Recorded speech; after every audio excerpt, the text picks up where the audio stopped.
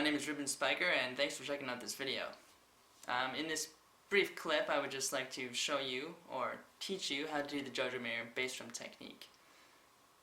If you're not familiar with who Jojo Mayer is, definitely check him out. There's lots of clips on YouTube and Drummer World. He's definitely a pretty inspirational person. And the technique I'm going to show you how to do in this video is basically so far what I've been able to learn from his YouTube videos and from checking him out at clinics. So if you don't know what it looks like, don't worry, I'll just give you a brief example right here.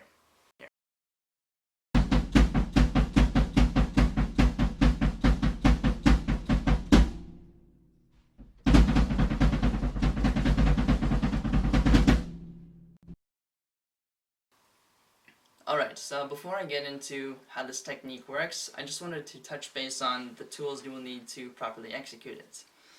The first thing you're going to need is a bass drum pedal. This is Jojo Mayer's bass drum pedal. It definitely makes life a lot easier, and it also makes playing this technique a whole lot easier as well. But if you don't have one, that's alright too.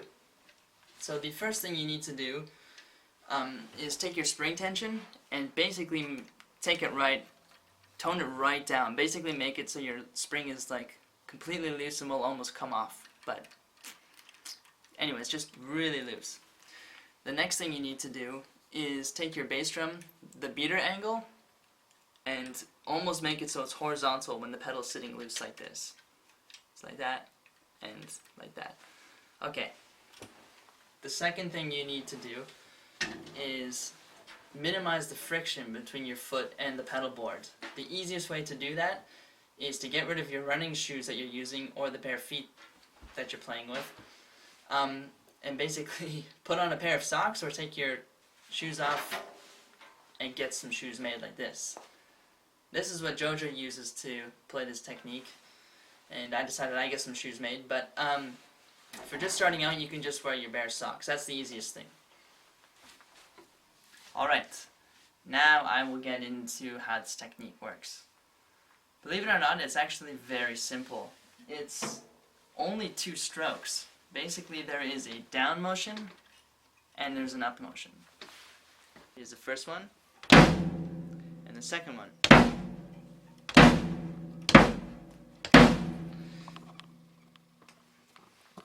So when doing the first stroke, you want to make sure you lift up your whole leg like this. Your thigh and everything comes up, even your knee. And when you lift your leg up, you want to lift the tip of your foot up as well. But keep it on the pedal, that's the important part. I guess the other thing I should have said is just have your foot in the middle of the pedal at first. Start out like that. So when you bring your foot down, whoa, sorry. You want to bring your heel down at the same time you're pushing forward, kind of sliding forward with your toes.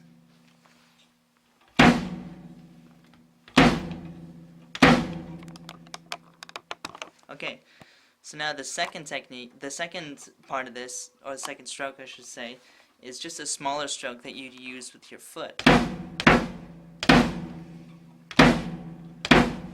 Your foot stays on the pedal, your heel stays on the pedal I mean, and you just lift the front of your foot up and press down. One important thing to remember is that you're getting the sliding motion in. I've seen a lot of videos on YouTube where guys are teaching this technique and they just show this rocking motion, which is definitely an important part of this, but the main thing you want to remember is to have this sliding.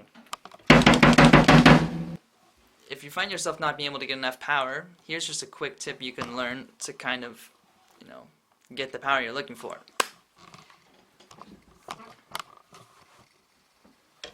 So one thing Jojo does is when he plays this, he kind of puts his foot on an angle that goes off the pedal. That way he has a bigger motion he can get to play these strokes, and that's how he gets his power,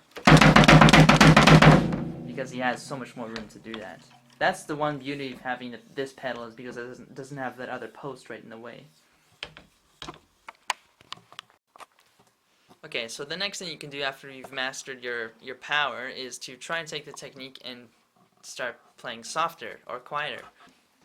If you take the technique and move it a little more into your toes and keep your foot closer to the front of the pedal, you can kind of basically make the motions, you can take these same motions, but you make them a lot smaller, and it involves the tip of your foot a little more. So it's kind of like that.